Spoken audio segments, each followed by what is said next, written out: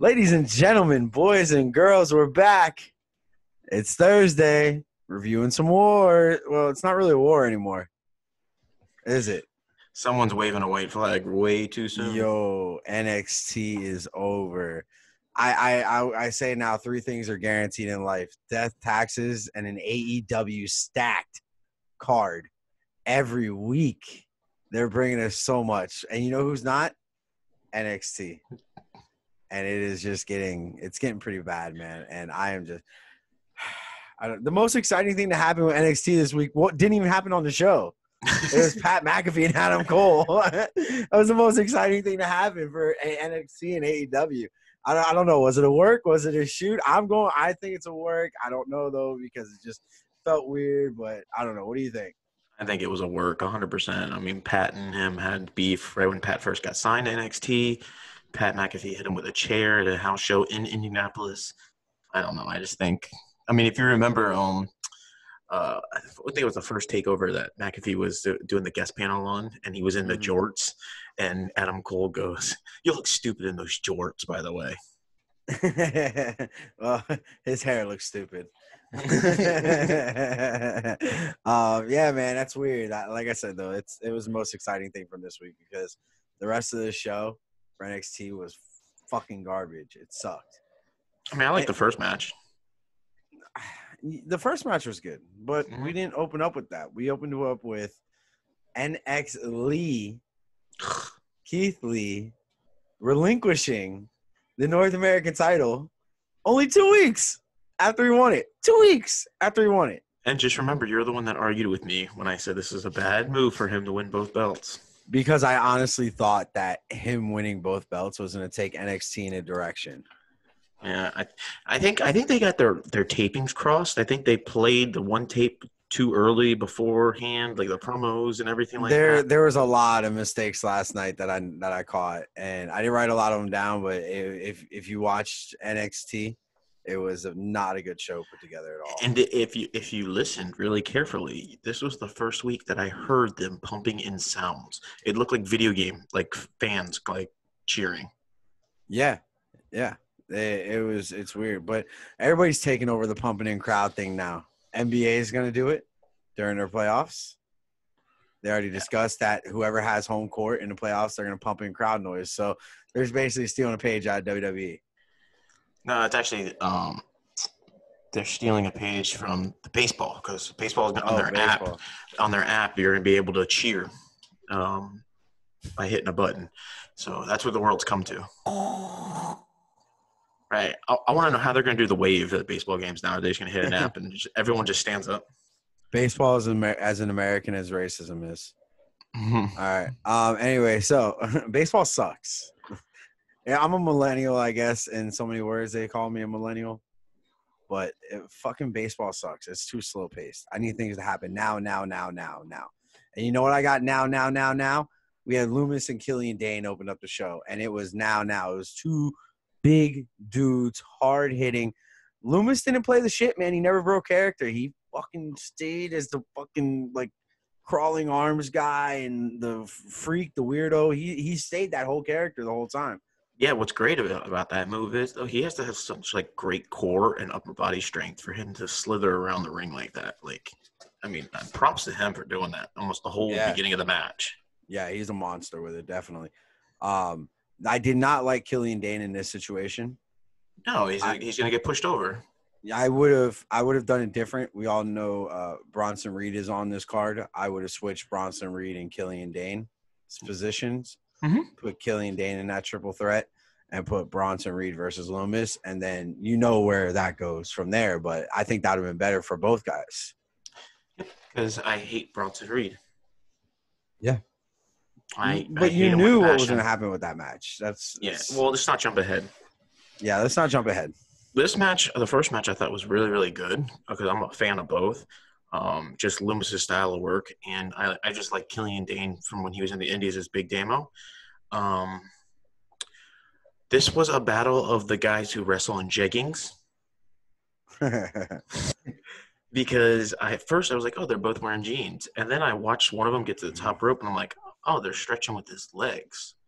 Yeah, Killian Dane, when he took off his shirt, he had like that Lita whale tail thing going on. It was weird. It looked funny.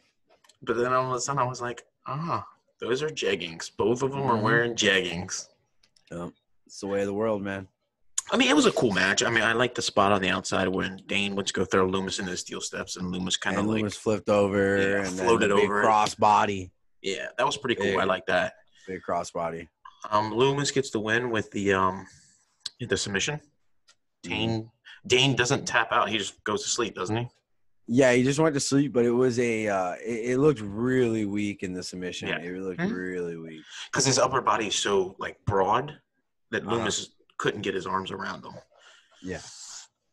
So, all right, where does that match get a ranking? Because look, we're gonna spit fire through NXT because it really wasn't a great show, and we're gonna get an AEW because you don't want to get me started on NXT because I will not stop. Yeah. So, where does this match rank? I would say it's about 2 3/4. So it was a meh match. Yeah, I mean it was a good match, but it was a meh match. Yeah. So, all right. Well, we go into promo number 1. Roddy Strong promo, interrupted by Thick Boy and Gargano. Gargano. And they basically talk about their match tonight, blah, blah, blah. So we go into promo number 2. Dakota Kai kicking Io Shirai, which basically tells me that the Fatal 4-Way was that Tegan Nox. It made no sense. It did nothing for the character. It was basically a win for Tegan Nox to challenge Io Shirai, and that was it. Right. But the match meant nothing. It literally meant nothing. So it's just terrible writing. It was just like I think Helen Keller could have wrote a fucking better storyline for NXT. Like it's just trash. Fucking trash. It's been so bad lately. I don't know. And why do I have to have Dakota Kai on my screen? Okay, she is god awful. She looks like an anorexic woman that just went through meth rehab. Are you talking about Ashati Blackheart or Dakota Kai? No, Dakota Kai. Oh, well, they look the same. No, that's racism. Not all Asians look the same. Wait, is Dakota Kai Asian? No, I think Ashati Blackheart is. Ashati Blackheart's Asian? I think so. At least, unless she makes her makeup look like she's Asian. So what's Io Shirai? I don't know. Jason? Oh, okay, cool. All right, so Jaden Smith. All right, so next we have Everrise versus the Mounties. I did. This was my notes from this match. Breezango came out as the Mounties. That was a big pop for the match. Match did nothing for me. Breezango beat a Young Bucks / Rockers knockoff. When Everrise got in the ring, Mauro Ranallo goes, their Everrise's claim to fame is they're the longest running tag team to tag together for 15 years. I'm like, okay. Where was Everrise before this? Exactly. I'm pretty sure the Young Bucks have been tagging since like 2002. Yeah. So. Yeah, makes no sense. You know who else is tagging again? Who?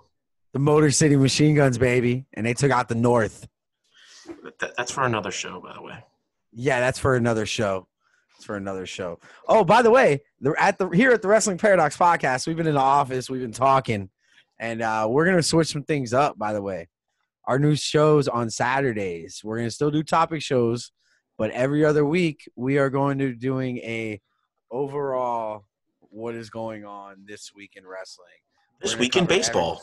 And we're going to cover everybody from NXT, WWE, AEW, No, we're not going to cover NXT and AEW because we're going to talk about them on Wednesday, so that would defeat the purpose. Yeah, but things that are going on, like say like Sammy Guevara raped somebody else, we're going to bring that up. Well, he didn't really rape anybody. He said that he would rape. Anyway, Ring of Honor, TNA. I know we're going to be talking a lot about TNA. So, yeah, there's that. All right, so make sure you guys follow us here, like and subscribe to this video. Make sure you guys follow us on Twitter, Podcast Paradox. Did you just say, make sure you swallow us? Make sure you swallow us here. All right, so we move on. Dominik Dijakovic. Is that his name? here swallowing us. I'm not a fan of Dominic Dijakovic because he doesn't swallow. Oh, I'm done. I'm done. You can't cut, pal. We're live, pal. Make sure you swallow us on YouTube. You swallow us. No better way to start your day than a mouthful of J. Oh, man. All right. That was okay. Promo number 3 of Donovan Dijk talking about how Karrion Kross beat the shit out of him. Is through it that Dijak? door. I thought it was Dijakovic. Yeah, he's still Donovan Dijk to me. I'm not really a fan of him, man. He's so bland. He was better in ROH. He was better on ROH? Yeah, was Punishment Martinez. If you remember the first ROH show that I took you to? And we sat on the stage. Oh, where we were drinking with Kenny King? Yeah. And he did it was the main event was the Young Bucks versus Donovan Dijk and Jay Lethal. That's when Jay Lethal had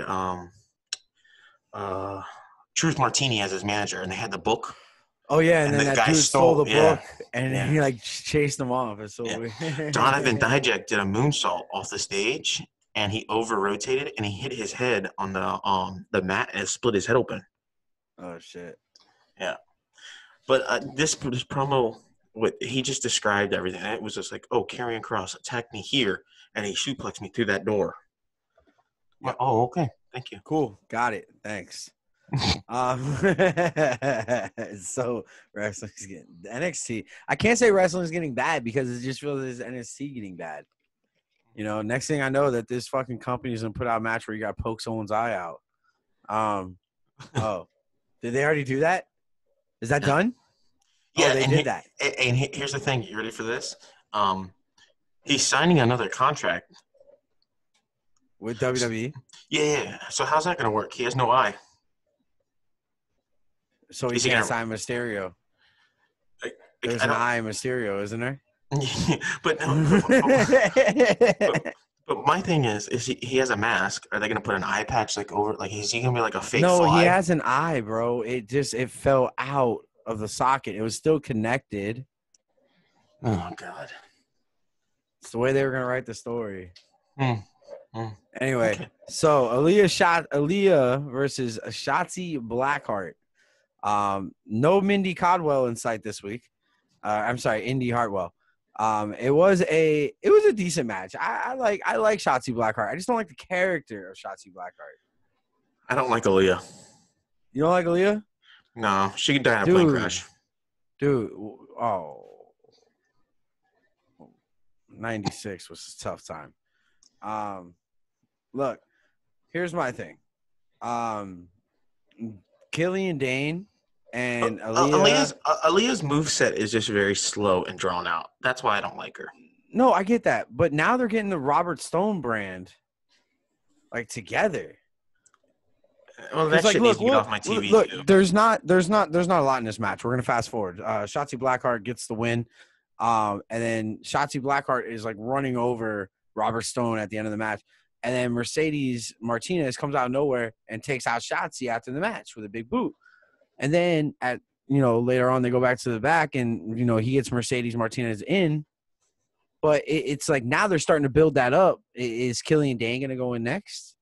And then next you have the Dangerous Robert Stone Alliance. No. Yeah. It's the new age, baby. It's the new age. Robert Stone is the new Polly Dangerously. Yeah. Enjoy it. All right, so promo number 4. Dude, I'm telling you, I'm writing this fucking show. Promo number 4, you have Shane Swerve Strickland talking about how he raps and how music and rap coincides with wrestling. Yeah. That's what they say. And he calls out Phantasmo, Del Taco, Del Toro, Gordito. Del Taco, El Delgado, Del Toro. We were missing him this week. I didn't see him at all. Did you really miss him and his Chalupa and Gordito sidekicks? Yeah, man. Joaquin Wilde. And what's the other one again? Is that Raul Mendoza? Raul Mendoza. the most quintessential, like, stereotypical Spanish names, by the way. Raul Mendoza? Yeah. But Like, I'm Joaquin pretty sure. Wild's really not. Yeah, no. Jaquin Wild. Joaquin Wild. I swear to God, everybody I thought it was named Joaquin. It's Joaquin. I did not know that. Okay, so we moved past that. Mind you, we're spitballing NXT because Oh yeah, no. AEW deserves so much more attention. yes, we got Gargano, Strong, and Bronson Reed. What is your thoughts on this match? I put one spot, maybe three spots in total. The first spot that came to my mind that I was watching this match is where Roddy goes for the sunset flip, and Reed doesn't go over, but Gargano uses Roddy to like catapult into Reed's fucking nuts. Mm-hmm. Great spot. Great. You get the Orange Cassidy thumb. Great spot. My first note is I don't see the appeal in Bronson Reed. His moves are very entry level. Appeal. There's no appeal. His moves are very entry level. He's hindered by his size. Because he's not Jeff Cobb. Jeff Cobb's got the big size, but he's strong and can move. Bronson Reed Jeff can't Cobb's move. a monster. Yeah, Cobb's a monster. It killed me that like Mauro Ranallo, the person who like comes up with the best sayings, he calls him Bronzilla, which that kind of is bad because you already have Braun Strowman on the other show. As much as you try to separate NXT and WWE, it's still one entity. You should have called him Thickzilla. That would have made it a little more interesting. Or you could have just called him a jobber. I mean, you're right. I mean, like, the only good move that he did was he did a double Samoan drop towards the end of the match. He did the one where, like, I had Gargano on this side and he brought him down, and then had Roddy on this side, like, picked him up and they threw him on top of each other. That was a decent spot. It was a rock bottom onto another person. That's all it was. Basically, that's what it was. And then, he's the winner of this match, but unfortunately he's the loser because he has Paige tattooed across his chest. I never noticed that. Fucking loser. Wait till he finds out what kind of fucking shot she's taking on the NXT title. I don't think it's the same page, sir. Wait, what? I don't think it's the same page. It's the WWE. It has to be the same page. It's the way their world works. Okay. Anyway, so that match gets a solid. It was all right. 2 3/4 stars. If it was just Roddy Strong and Johnny Gargano, it would have been a 4-star match. Oh, easily been a 4-star match. Because they beat the shit out of each other. But you add Bronson Reed in there, and Bronson Reed gets the win. No good for me. You saw that coming. And that's why I said you swap Killian Dane and Bronson Reed. You put Bronson Reed against Loomis and have Loomis beat the fuck out of Bronson Reed, and then you have Killian Dane go over on these two the same exact way. All those spots could have stayed the same if it was Killian Dane in that position. Killian Dane would have looked better doing them. I think Killian Dane would have done more for the match. Yeah, definitely. And then you have Killian Dane, Loomis, and Finn Balor. That looks a lot better than Bronson Reed, Loomis, and Finn Balor. Or you can put Damian Priest in there. I'm sorry. It's Thatcher. Sorry, Thatcher. And you could put Damian Priest in there, too. Yeah, definitely. Definitely. I mean, Bronson Reed doesn't have to be in it, but it's like if you're going to put him in it, you can't have him go over. Right. So, especially over those two guys. And let me ask you a question. Where's Tommaso Ciampa been? He is hurt, sir. Again? Not really hurt. Like, he's just lost. He lost his smile. Oh, so this is a 30-year angle still going on, I guess. Yeah, he lost his smile. He'll be back. Fuck me sideways. Well, I'm calling Meg the Stallion later. All right, so next we have what was it? Oh, Thatcher versus Larkin. See, my first thought was, as I'm watching this, Larkin should get the win with kind of like a hidden roll up somewhere, and that kind of pushes them to the next third match. Match. But instead, I mean, you have some good moves, some good stretching. It's a match that we both kind of enjoy. I like the more high flying shit now, but matches like this is kind of like defenses in football. It's what's going to win the match. Yep. And it's not going to be fun. It's not going to be boring, but it's going to be exhausting. And it's going to be, if you're a fan of it, you're a fan of it. My only issue with it was those fucking fish hooks. Don't it's COVID, bro. Stop fucking putting your fingers in people's mouths, you dirty mother. Somebody touched my cart today at Publix, and I almost lost my shit. I looked at her. I'm like, do you have hand sanitizer? And she goes, yes. I said, put some on my cart right now and put some in my hand, please. I was like, don't touch my fucking cart. I looked at her, and she was a nurse. I was like, are you stupid? The only thing I have a problem with this match is Thatcher gets the win, and then he jumps into the triple threat match next week. Mm-hmm. So now this storyline with Larkin is done? Yeah. That makes that's no sense to WWE me. writing. That's makes no sense to me. WWE writing, bro. I've been saying this for years. It makes no sense to me. Nonsense. You're surprised.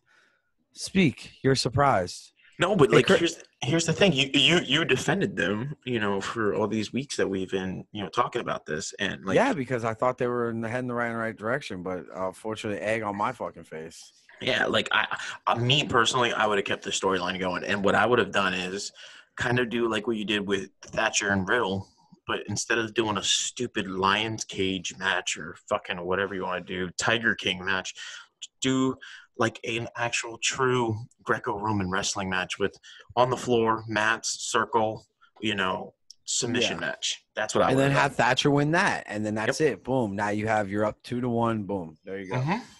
And then you can have that other one in 2 weeks. Right. And then boom, that's how it gets in. Because now in the triple threat next week, it's Finn Balor, Thatcher, and who else? Loomis. And Loomis. Okay, which one isn't like the other? Like, I mean, Thatcher's going to be the true wrestler against Loomis, who's a brawler, and Finn Balor, who's a high flyer. How is that going to work together? I don't work here. Right, that makes no sense. It's not going to gel. No. It's not going to intrigue me to watch next week. I only watch because of our fans. That's it. Oh, trust me, if it wasn't for this show, I would not be watching NXT right now. I'd be watching Guy's Grocery Games or something. Yo, fuck Guy, bro. I'm talking about a man like that. Yo, he's a prick. It's fine, whatever. Do you want to know what he did, or you just want to skip past this? We can skip past it. Fuck him. He belongs in the same level as Shane Helms. All right, Douglas, so next. Shane Douglas. No, Hurricane Helms, you my dog. I love you. If you're watching, I respect you, Green Lantern. The Hurricane. All right, so next we have this is the promo where I discussed about Mercedes Martinez getting into Robert Stone brand, so you can skip past that. That's promo number 5 on the night. Promo number 6 is Finn Balor wanting the North American title, Thatcher and Loomis versus Finn to go to TakeOver. And then do you have any comments on that? Yawn. Because now, look at this. We all know who's going to win that match, right? We all know it's going to be Finn Balor. Yeah. Okay, so you're going to have 2 out of 3 is one person cannot climb a ladder, and you have another one that will die trying to get up the ladder. Or he'll use moves. He won't die trying to get the ladder. He'll die doing moves off the ladder. Yeah, I'm not too excited. I don't know. We'll see what happens. All right, so Karrion Kross versus Dominic Dijakovic. Nick. Go ahead and I mean, personally for me, the most exciting thing about this match was Scarlett Bordeaux. Or the Cross entrance, yeah. That was the most exciting thing about this match. No, but halfway through the match. I'll let you Halfway through the match, you saw Scarlett Bordeaux's side boob. Yeah, I know. And she has a tattoo. She has a tattoo right by her side boob. It's kind of hot. Go ahead and talk about that. Hey, Chris, say something stupid. Stupid. Idiot. This match was good. It didn't really do anything for me, though. Towards the end of the match, both are on the outside. Cross throws Dijak into the steps. His head is pinned between the steps and the post. Cross pump kicks the steps into Dijak's head. Cross rolls him up into the ring, gets on top of Dijak, pins his one arm, to the mat, starts pummeling him. Keith Lee comes out. He goes to get in the ring, but Dijak tells him no It's on me. Cross continues to pummel Dijk. Cross puts a sleeper on Dijk, and Dijk passes out. Lee rolls in to tend to Dijk. There's a stare down between Cross and Keith Lee as the show ends. That's how the show ended. Not Stare a fan. down. Yeah, not a fan of this. And this is what I said. This is what I said a couple weeks ago. You should have had Karrion Kross go against Keith Lee for the NXT title. Then you could have gotten it off of him and then maybe had Keith Lee go after Adam Cole for the belt. Yep. I said this about a month ago, but everyone was like laughing at me. I'm like, okay, well, they backed themselves into a corner here, NXT. All right. Can we move on now? Can we move on now? Yeah, Yes, yeah, that's in the dirt. That's in the dirt. Yo, let me tell you something. Like I said at the beginning of the show, 3 things are promised in life right now: death, taxes, and AEW putting on stacked fucking shows. Yo, we open up with the greatest thing I've ever seen. Mm-hmm. My dog, Eddie Kingston, is on TNT. Yo, my boy sold his boots like 3 days ago for his mortgage, and now he had to buy boots for this show. And the promo that he cut, yo. Seething. Was a seething promo. Oh, my God. Yo, shut your mouth before I break your jaw. Dude. You know what's great about Eddie Kingston is he's not a true wrestler. He's just like a brawler. He'll beat the shit out of you. Yeah. I mean, we watched him at Pancake the Proud Drivers a couple of years ago. He wrestled Adam Rose in Adam Rose's first match outside of WWE. Kruger. What is his name? Yeah. Kruger now? Mm-hmm. And he beat the shit out of him. I mean, busted him open, like gashed him bad, hit him with everything. In this match was no different. You didn't see any high spots. You didn't see any flips or anything like that. He played the knee beautifully. Mm-hmm. Looked like he was injured.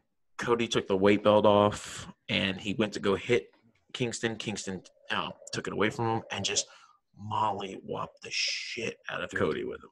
Dude. I mean, welted up the back. The match was great. We had thumbtacks. We had everything.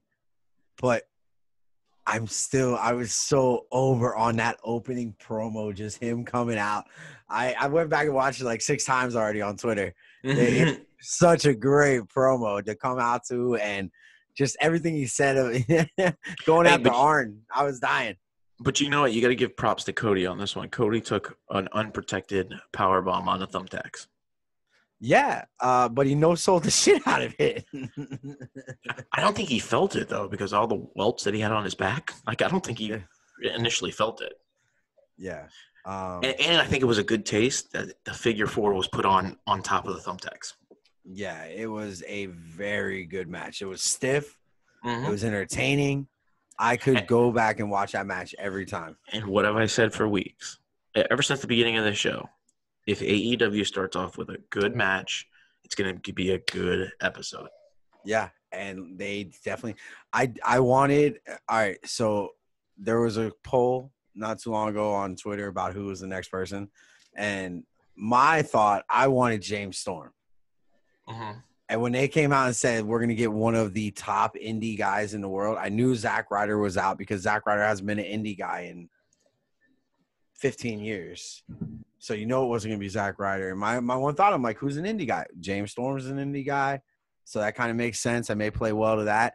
But there's a lot of talks of EC3 isn't really signed with TNA. And now I've read articles on EC3 being a challenger and taking the title from him and going on to TNA with it. And then you get your cross brand with AEW and TNA. I don't think that. I think it's going to be Matt Cardona. To take the title off of him? Mm-hmm. I really do. I really do think it's Matt Cardona because of the fact that I follow Matt Cardona, formerly known as Zack Ryder, on YouTube with his Major Wrestling Fig podcast with Brian Myers, formerly known as Kurt Hawkins. And this past week, Matt Cardona went and filmed a vignette of he had all of his past. It was actually really cool, really done, really well done.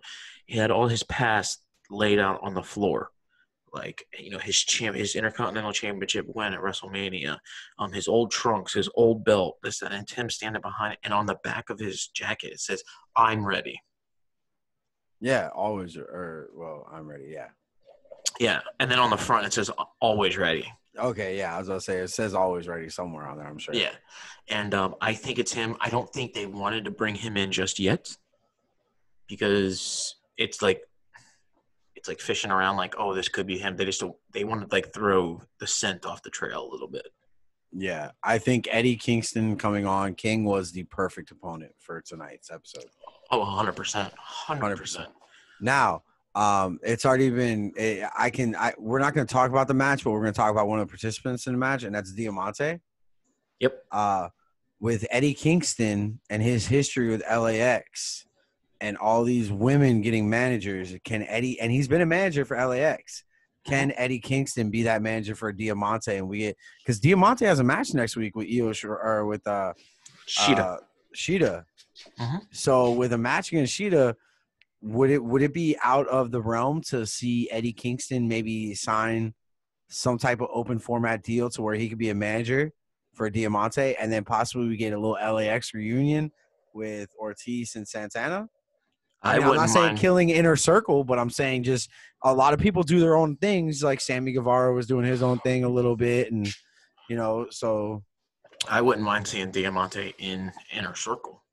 Yeah, I wouldn't mind seeing that either. But if we can get that feeling of, I think a lot of these guys that come in just for the Cody title shot, I think it's just one-offs.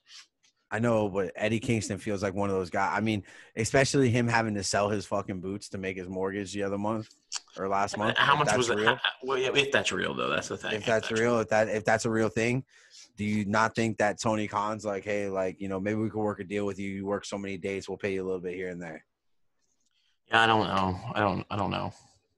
I wouldn't mind seeing him as a manager. I think him and Diamante could do great work.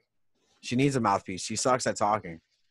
Yeah, but the only problem is, would you waste a good manager on the women's division? Like a good man, I'm not downplaying the women's division, but a good manager as Eddie Kingston on Diamante. When you have Vicky Guerrero, that would be a good mouthpiece for the women's division. Like, you don't want to overshadow. I think that's what the problem was in Impact when Eddie Kingston was a manager. He was being overshadowed by Conan. Yeah. I think that's what it was. I think they played on each other too much. And if you have Eddie Kingston, who's a loudmouth talker, and you have Vicky Guerrero, that's a loudmouth talker, they're gonna just, it's gonna wash each other out. Yeah. All right. Yeah, I can see what you're saying, but I still want to see more Eddie Kingston on my TV on TNT. That's just like Lance Archer and Cody when they wrestled. I mean, it was like Jake Roberts and Arn Anderson, both great talkers, but when it came to the match, they were just like in the corner. Like, it was just they didn't do anything for me. They led up to the match, but they didn't do anything for me. Yeah. As you were talking, I went back and watched this promo again. It's still great. All right. So next where does that match? What is that? Is that a 3.5 star match? 4-star match? Yeah, it's a 3.5. 3.5? Mm-hmm. Definitely. Very nice. Even in Japan too. Yeah, I'm glad I know your rankings now. I can pretty much guess where you're putting them. Mm-hmm. All right, so we have a Mox promo number 1 of the night. Great promo, by the way, because he clarifies what was injured on Brian Cage. Kind of like what I was saying last week, where it was a bicep injury, and someone was trying to troll me and say it was a pec. It's a pec. Well, they watch the show, so they have to know what we're talking about. And we're actually going to hear about that here in our next promo. You guys will see what we mean when they say they're clarifying things for us. Because they watch the show and they say, wait, that guy had a question. Now we're gonna address that question on TNT. And they're addressing our questions, and you'll see in the next promo. But first, we have to get the MJF versus the one, the only Jungle Man. Griff Garrison. I have seen a little bit of Griff Garrison before, not a lot. This match went through a commercial break, which I think was a little too long for it. You didn't see a lot of Griff Garrison in this match either. No. Do you know who Griff Garrison is? Have you heard of him before? Yeah. I watch Being the Elite, so he's on there all the time. Gotcha. So first things first, man. MJF on a microphone is just otherworldly. The guy's amazing. We know how he is on the mic, but when he does a heel move and gets on the mic in the middle of the match, it's even better. Yeah, it's even better. And his move, the Heat Seeker, looks so like mundane, but then when they slow it down, it's like, oh, okay, I can get used to this. Oh, dude, it looks disgusting. With no hands, it's a no-hand pile driver. Yeah, it's crazy. Dude, did you listen to him and Stone Cold going at it? Yeah. You son of a bitch. No water. I will sue you, Steven. All right, but no, yeah. So can we go right before they go to commercial break? Jim Ross. Motherfucker. No, not Jim Cornette. Jim Ross. Good old JR. Always says the wrong amount of prizes every week. Yeah. He's always like, there's 39 prizes. And Excalibur's like, 31. Oh, snaffle fries. Wow.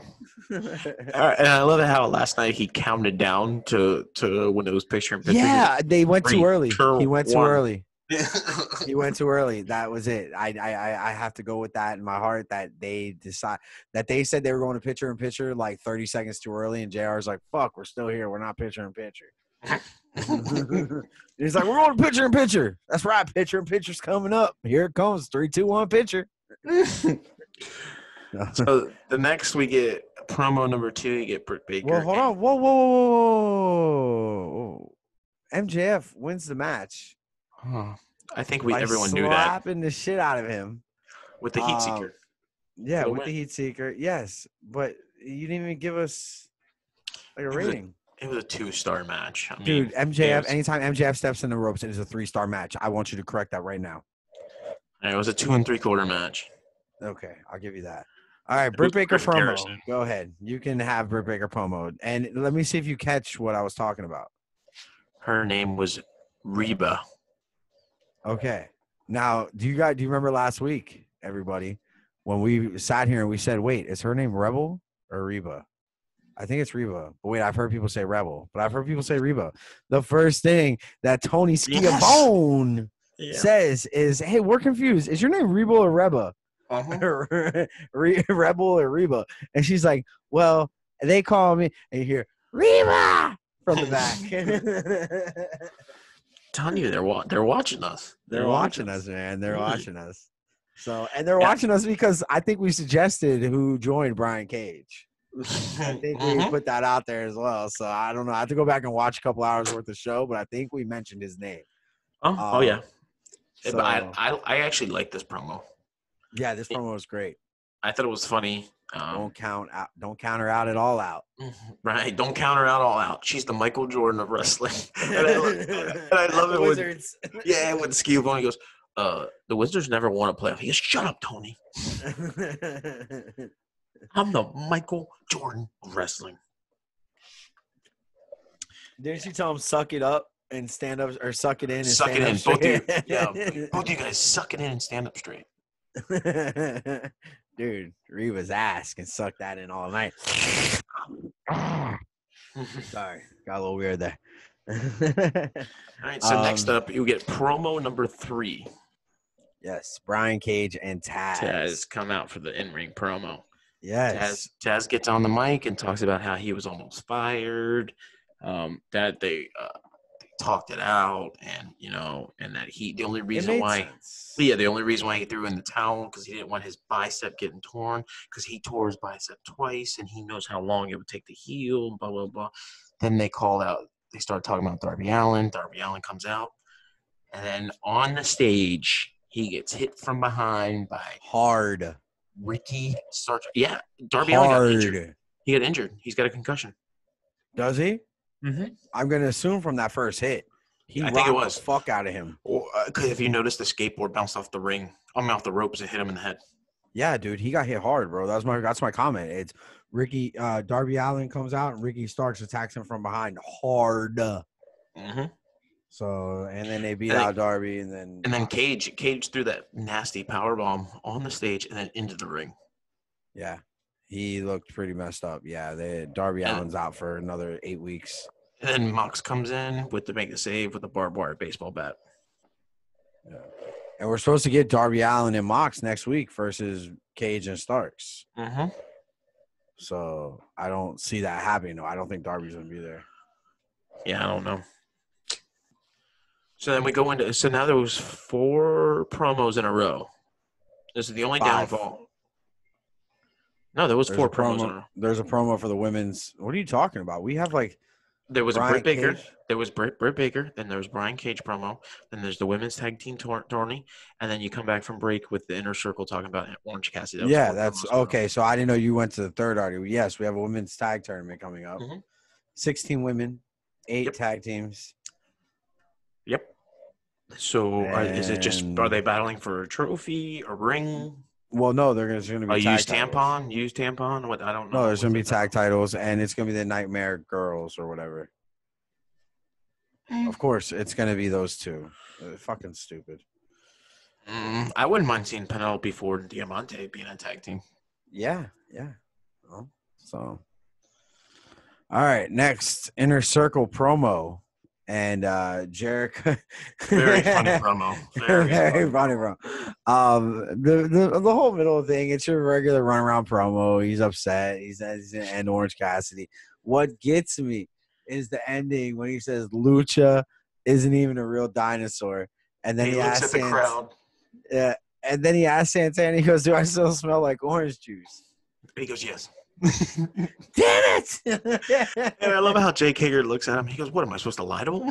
Yeah, dude. The Inner Circle. When Inner Circle first formed, I didn't think they would go like this, but they have been awesome all the way around. Everything about the Inner Circle is great right now. Oh yeah. So, and I don't see them breaking up for a long time. No, I don't think so. No. So. But I am missing Sammy Guevara. Yeah, I think everybody is. So anyway, next match, Bucks versus Butcher and the Blade, and as Chris has noted, count anywhere match. As Chris stated before, they look like they should be cutting meat. So where do the Young Bucks find them? In the kitchen cutting meat, but. They make sure to wash their hands before starting this match. Very sanitary. I want to eat in their restaurant. Yes. And if anybody, I aspire to look like Butcher when I get older. That guy looks amazing. I just want to be tattooed up with the biggest fucking mustache. I don't want the beard. Fuck the beard. I want the mustache. That thing that he has looks amazing on his face. That fucking dog on his face. He looks like a walrus. Dude, he looks great. And then that stomp, that Viking stomp that he does when he gets into the ring before regular matches. Oh yeah, on his knees. Oh my god! What? This guy could be taking on Braun Strowman on Monday night. This guy could be taking on Bray Wyatt. This guy could be a top WWE guy. I don't understand. He could be in the Wyatt family. That's the thing. He could. Dude, I don't understand what happened to this guy. Yeah. Well, this match had funny spots. It starts out in the kitchen. Matt Jackson hits both Butcher and the Blade with pieces of meat in the face. Yeah. And I thought it was a cool scene when the Bucks super kicking Blade onto the escalator. And they go to commercial break with him going up this escalator. I think that was pretty cool. Blade missed a table spot. Almost hurt himself. Dude. Yeah, that was Butcher wild. And Butcher just looked at him and like, okay, the show must go on, so I'm just gonna power slam this guy through the table. Yeah, man, his crossbody is nasty. He's a monster. And from what I read both Bucks got hurt in this match. Yeah. Yeah, I think there was that one move where he did like a powerbomb neck breaker on the stage. That was pretty dope. Yeah. So the disconnect. I'm telling you, why doesn't Disco Inferno had a movie called The Disconnect, or a movie, a move called The Disconnect? Oh my god, guys! This is what he FaceTimes me to talk about while I'm watching wrestling. Every day. Just a 30-second FaceTime. It's like, hey, when Disco was over, why didn't his finishing move be a neck breaker? Just called the Disconnect. Disconnect.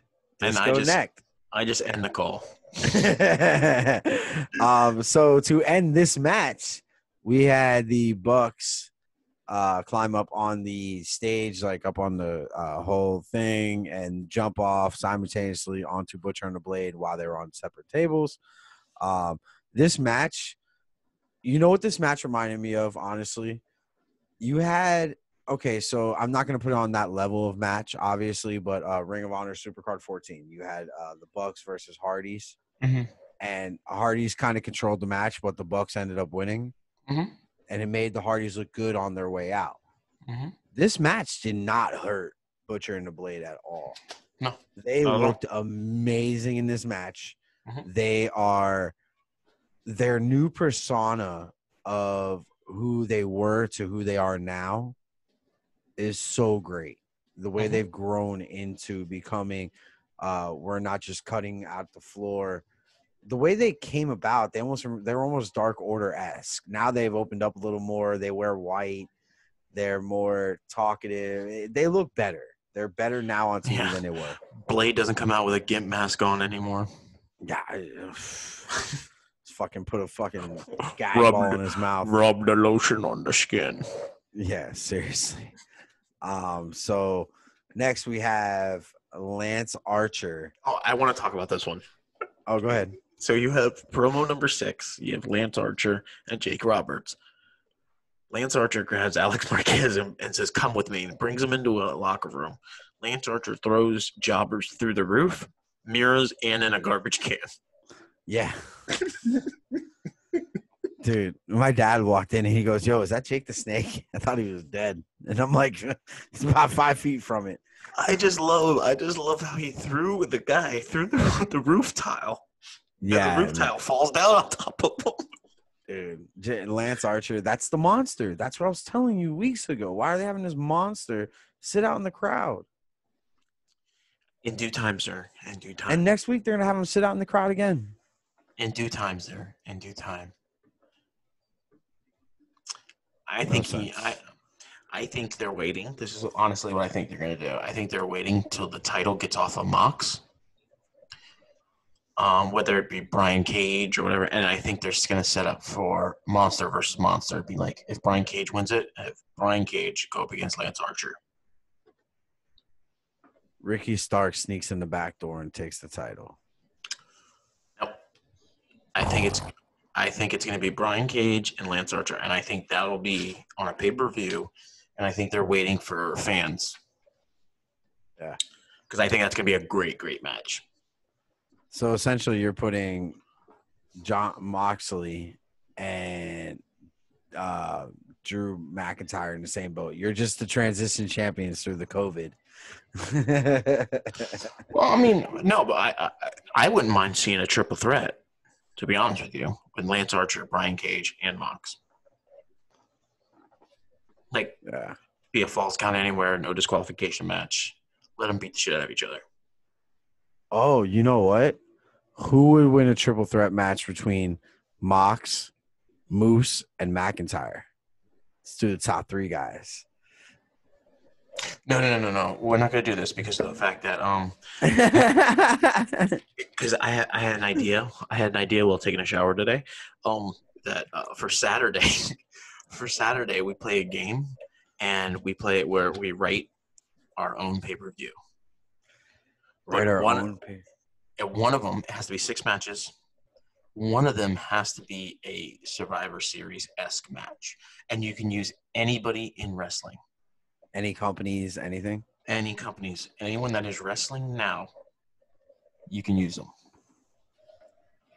Okay, I need more. We're going to have to go into this more. We'll talk about this more. But, yeah, I see what you're doing. Yeah. I see what you're doing. Okay. So I don't want to talk about, let's go, who would win that top guys? No, we're going to go, we'll do that Saturday. I like this. I Mhm. like this. All right, so let's get into it. Diamante versus Eve Elise. Match didn't do anything for me. Only No, it showed off. didn't. Only showed off Diamante's mat skills. Hopefully, she gets a contract with AEW soon. So many missed spots on the outside. Diamante gets the win with an inside cradle. So here you go. You ready for mine? My first one, they show Serpentico, Mhm. but that's not Serpentico. As I'm watching this live, I'm like, that's not him. I know who that is. The guy looks very familiar. You know what's crazy is they had Serpentico, the real one, on the other side of the ring. He was on Did the they? outside. Yeah, he was in the corner. With a mask on? Yeah, with a mask on. Oh, so they have both there. Okay. Mhm. Well, the one that they showed during this match was not the real one. Nope. And Too if tall. you He was too tall. if you are wrestling, well, at first, my first thought, I didn't think of Pentaco. I was thinking of Bandito. I was like, is that Bandito? And I was like, wait, no, that's the other one. That's the white one. So, but we actually have a vested interest in that Diamante match just because of who is. We have a friend who actually is roommates with Diamante. So, but we don't ever get to talk to him about Diamante. We've never asked to meet her. We've never asked anything of her. Nothing. It's just like, oh, your roommates are her? That's cool, man. The funny story about that is that same ROH show that I brought you to, how we met him has to be the funniest thing ever. Is that a beer? We were so drunk, and him and his girl were sitting next to us, and he just started talking to us, and I looked at him and I go, "Are you Apollo Crews?" Dude, they spitting image of Apollo Crews. And then we go to the bathroom, and I thought it was a mirror, and I'm like looking at him, I'm like, what the hell? And I turned around to see if someone was standing behind me, and there was no mirror there. It was literally just you look through the sink and you could see the other person. I was like, oh, I thought my reflection was Apollo Crews. meeting Apollo Crews at Ring of Honor was great, but it wasn't Apollo Crews, unfortunately. His name is Rob, and he's one of the coolest fucking dudes that I know. So now every time I see him, I always call him Apollo Crews. Dude, and we just run into him randomly at shows sometimes. Yeah. Just like a random show, he'll be there. We're like, yo, Apollo. Monday Night Raw, we're sitting on the floor, and all of a sudden you call me and say, come up here. And I'm like, okay. I go up to go get a beer, and there he is. He's standing there. There's Apollo. Yeah, Bash at the beach. I was trying to get Dippin' Dots, and I was trying to get or a hot dog or something. And there's Apollo Crews, and I'm like, yo, what are you doing here, man? Oh man, yeah, like just and in my phone, his phone name is Apollo Crews. Like, so if people go through my phone, they think I have Apollo Crews' phone number. Yeah, same. I have him saved as Apollo Crews. Sam thought he was a real Apollo Crews for like the longest time. And the crazy thing is, this Apollo Crews didn't test positive for coronavirus. Exactly. I actually I have Cody Rhodes' number in my phone. I don't it was like this thing on Twitter, and it was like, text me. So I texted it's the community app. Yeah, so I was like, yo, Cody, you're a bitch.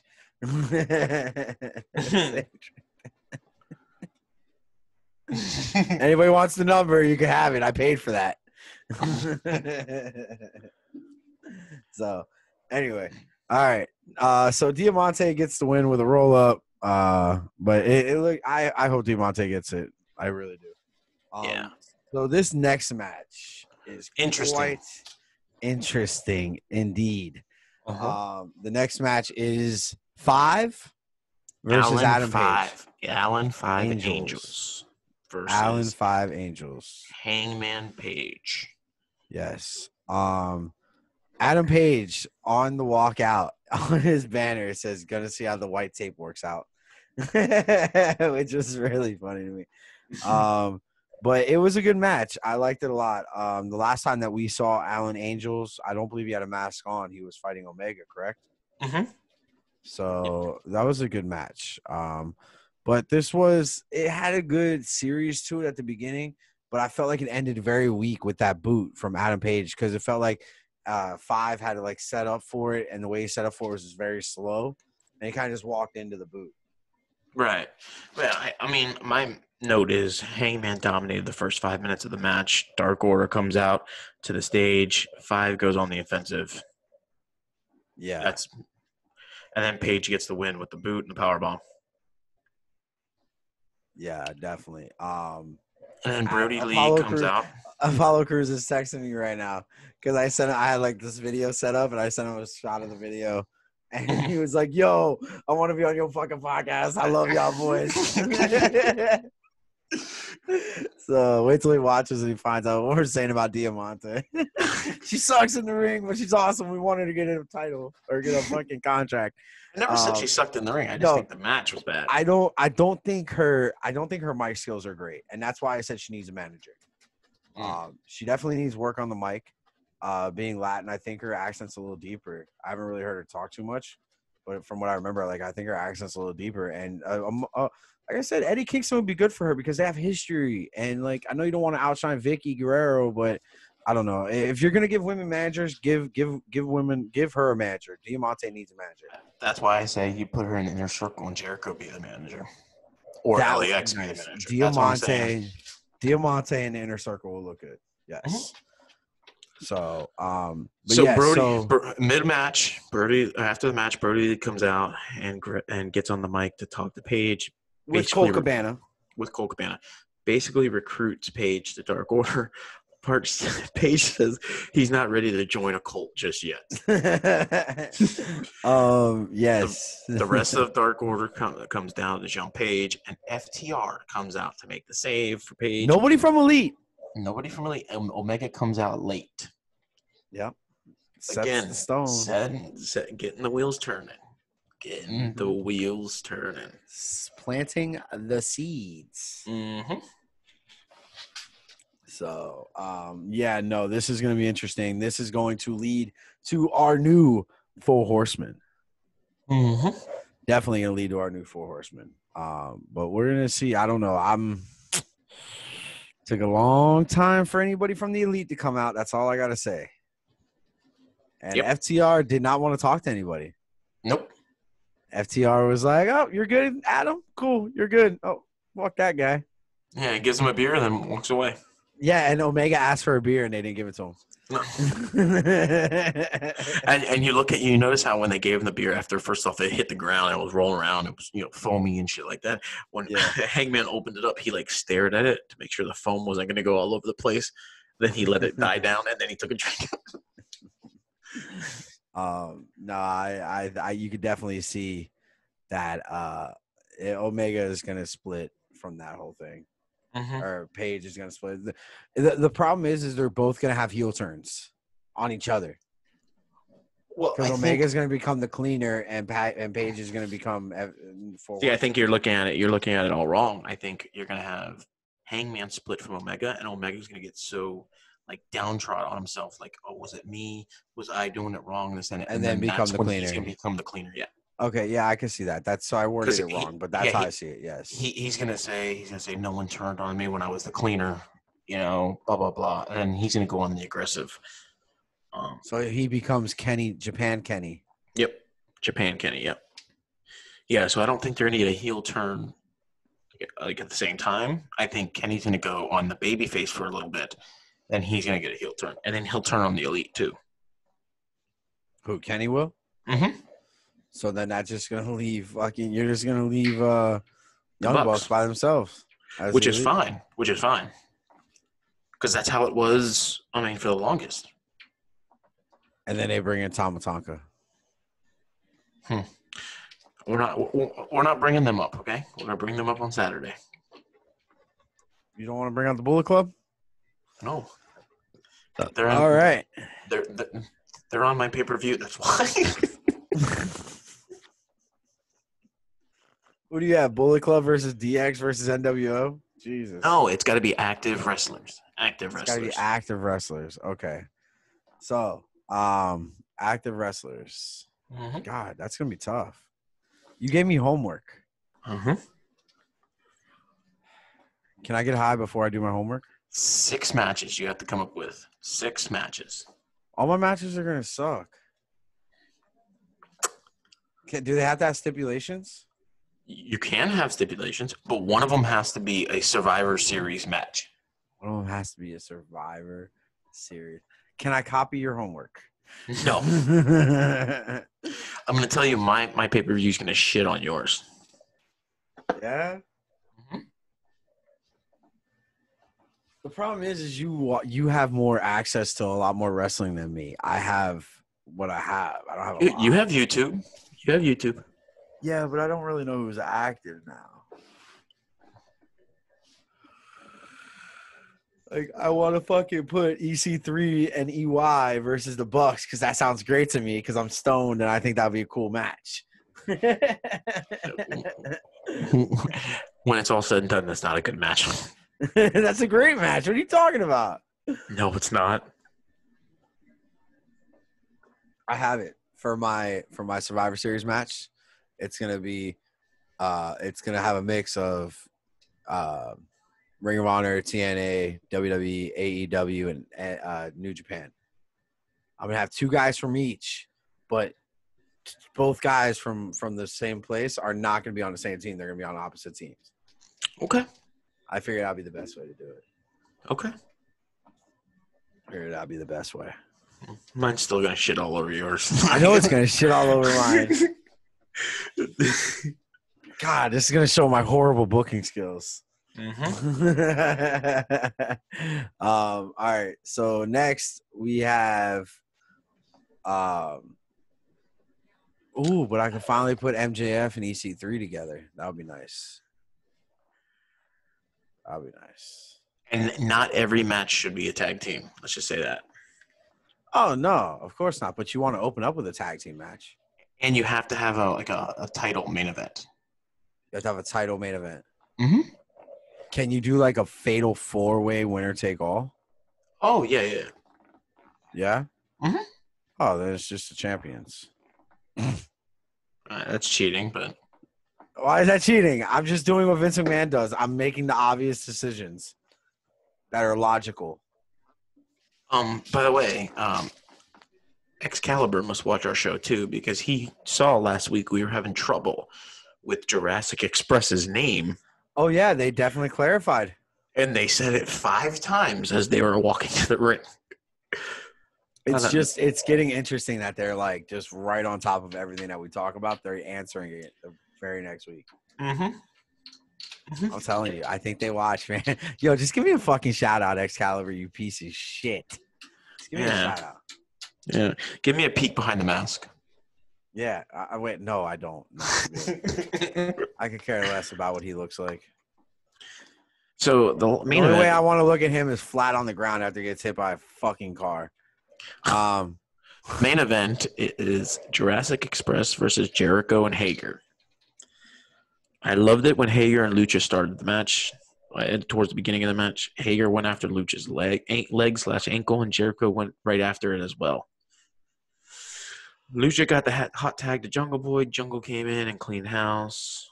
Marco Stunt got involved. Did a Hurricane Rana. Then he tried getting involved later in the match, got knocked off the apron by Jericho when he landed right in front of El Pentago. Sir Pentago. Mm-hmm. However, my first comment before you go any further, because you're probably going to jump right into it. My first comment for this match was, I have a very strong feeling we are going to see Sir Pentago interfere in this match. In one way, form, or another, he will be involved in this match. And mind you, I'm watching this live, so I don't know what had happened, but I'm telling you, I had felt that he was going to be involved. Somewhere in the middle of the match, Luchasaurus cut his ear. It looked pretty bad. Like, stupid dragon. Like the camera was like focused in on it, and it looked like the earlobe was like ripped because it was just hanging there. It was kind of gross. It's one of his gills.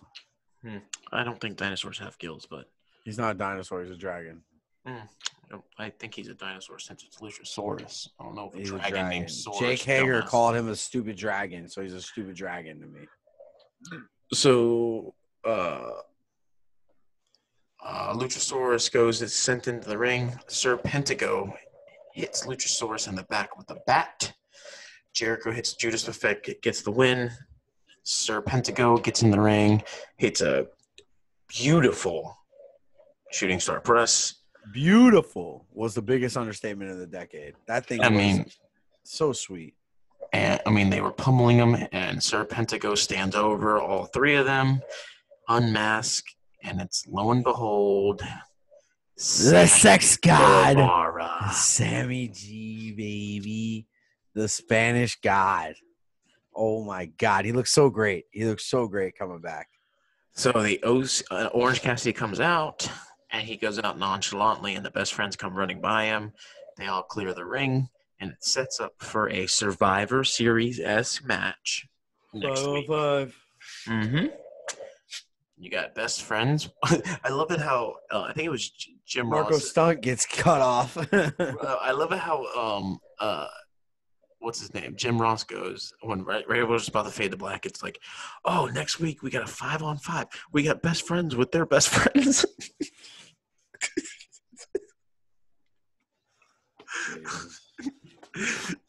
It's like he forgot. It's like he forgot Jurassic Express's name. Yeah, it's best friends with their best friends. he was off last night, man. Yeah, he was off. He's getting old. Did you watch that like little promo that him and Taz cut? I forget who, but he was like, just DVR their fucking show. Our fucking show is better. And you know it. You know it's better. And like he's saying all this shit. And Taz is like, yeah, I haven't watched their show in fucking like 5 years. He's like, I don't know what's going on over there. Yeah, it's but it's funny because like them talking about WWE, it's like, okay, but you're already in the Hall of Fame. Like you're still texting McMahon, you're still friends with McMahon. Like you can say what you want, but yeah, no, it's he's still in that circle for McMahon. He knows if McMahon called him tonight and asked him for a favor, he'd pick up the phone. Yeah, I mean, I don't know. Mox never goes back there, but I'm telling you right now, Jericho will be in the Hall of Fame one day. Yeah.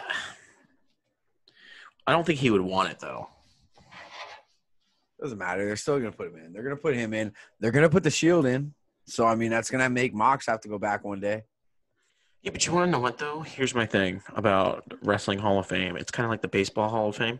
After you put the real true legends in, everyone else after that gets in. Yeah.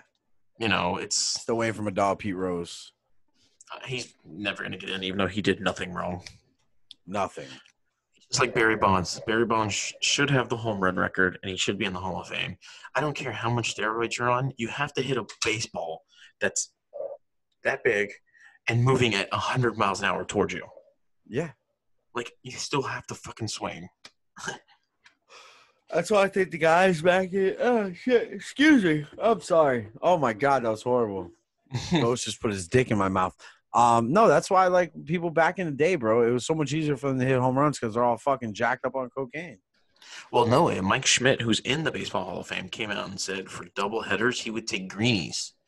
He would take speed in the morning just to play double headers the same day. Yeah. Like, yeah, bro. Like, they're all fucking doing drugs back then. Mm-hmm. So guys like drop acid, you'll be able to see the ball better. Oh, it's so white. Like, what the fuck? And baseball had its most people watching and most fans in attendance in '98 when the steroid era began. Like, everyone wanted to go see Mark McGwire and Sammy Sosa hit a home Long run. Gone Summer, bro. I watched it. Did you watch it? Did you watch that 30 for 30? I couldn't watch all of it because I can't get through Sammy Sosa. No. I throw baseball. I hit baseballs. That's all I know how to do. I mean, he sounds like he's got mental retardation. Yeah. I think the black came off of him and mental retardation set in. No, well, he always sounded fucking retarded. No disrespect. I love the mentally challenged slow people. That's why I keep Chris on my show. It's a right to work state. Right. It's also a tax write-off for me to talk to Joey every week. Yeah, exactly. Wait, what? Mm-hmm. All right, ladies and gentlemen, that's been it. It's been a fun night. It goes without saying NXT takes the loss tonight. AEW is on top as usual.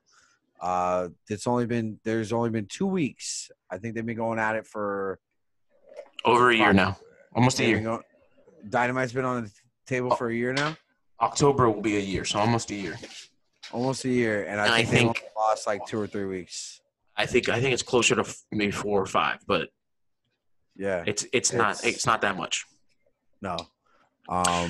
You would think here's the downfall. If we're going to give a quick synopsis of why NXT dropped the ball, they didn't advertise the triple threat match. No, not at all. If they would have advertised that Keith Lee was going to drop the belt and it was going to set up a triple threat, I think you would have gotten more people to watch. But you had to have people tune in to find out that Keith Lee was dropping the belt, relinquishing the belt, and you were going to have a triple threat tournament for the belt. Yeah, it still doesn't make sense to me that he's dropping the belt. I don't understand it at all. No, I don't get it. Well, that is it, folks. That is it. Yep. You have anything you want to add? You can't eat cats, Kevin. You can't eat cats.